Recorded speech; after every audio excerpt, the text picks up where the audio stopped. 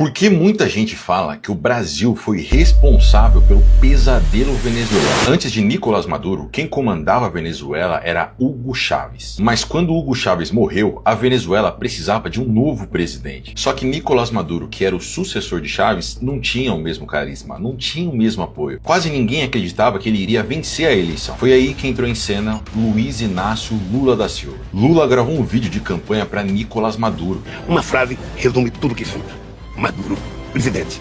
É a Venezuela que Chávez foi. E esse não foi um apoio qualquer. Foi o ex-presidente que naquele momento era o mais popular da América Latina. Ele emprestou seu rosto, a voz e sua credibilidade para eleger o sucessor do Hugo Chávez. E o apoio não foi só com palavras, ele também foi um apoio bilionário. Mas o apoio nos bastidores foi ainda mais forte. Para vencer as eleições, o Maduro importou a máquina de milagres do PT, que eram os mesmos marqueteiros que elegeram a Dilma e o Lula. O vídeo gravado pelo Lula rodou a Venezuela inteira. Foi usado em comício, na televisão, nas redes. Para milhões de venezuelanos, se o Lula apoiava o Maduro merecia uma chance. O resultado? Maduro venceu por menos de 2% dos votos. Uma das eleições mais apertadas da história da Venezuela. Para muita gente, sem o apoio do Lula, a história na Venezuela seria completamente diferente. Mas o que o Lula fez antes da eleição de 2013 foi ainda mais decisivo. Foi ele quem articulou a entrada da Venezuela no Mercosul. Foi ele que abriu os cofres do BNDES e fez empréstimos bilionários para as obras venezuelanas. Tudo construído por empreiteiras brasileiras que depois caíram na Lava Jato. Com todo esse apoio, o Maduro assumiu o poder. E o que veio depois foi um desastre que muita gente acredita que o Brasil ajudou a criar. A Venezuela deixou de ser um país e virou um escritório do crime. Narcoterrorismo, corrupção, tráfico de drogas. Maduro anulou o poder do Congresso e tomou o controle do Supremo. A Venezuela começou a desmoronar. A inflação chegou a 1.000.000%. A produção de petróleo despencou. Hospitais ficaram sem remédios, supermercados ficaram sem comida. Em certo momento,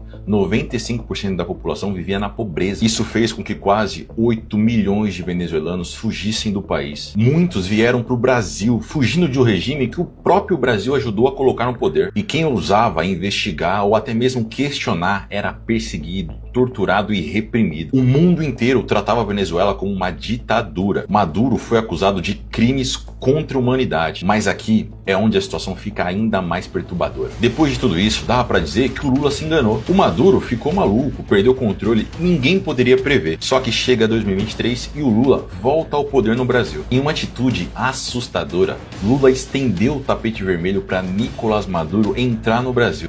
Quantos anos você passaram ouvindo dizer que o Maduro era um homem mau? E para piorar, ele chamou a ditadura da Venezuela de narrativa e disse que democracia é algo relativo. Aí eu te pergunto, meu amigo, relativo para quem? Imagina um venezuelano que teve que fugir do seu país para não passar fome, vendo o presidente do Brasil chamar a situação de narrativa. E o Lula não parou por aí. Ele foi pessoalmente negociar com o governo Biden para retirar sanções em troca de um processo democrático na Venezuela. E esse plano deu certo. O Biden suspendeu as sanções contra a Venezuela. Estranhamente, tudo parecia que estava dando certo. Até que quem tomou um golpe foi o Lula. Em 2024, chegou a hora do Maduro cumprir o acordo de fazer uma eleição democrática. Só que o Maduro percebeu que ele seria removido do poder pelo povo venezuelano. E foi aí que ele transformou esse processo democrático em mais uma farsa que o mundo inteiro acompanhou. Depois disso, nem o Lula conseguiu defender essa fraude e o governo americano voltou a colocar sanções na Venezuela. Hoje, a Venezuela deve mais de 10 bilhões de reais ao Brasil. O ditador Maduro pode passar o resto da vida na prisão e pela primeira vez em muitos anos,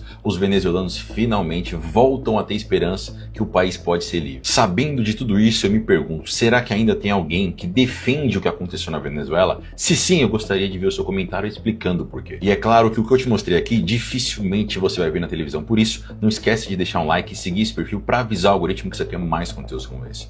Um abraço.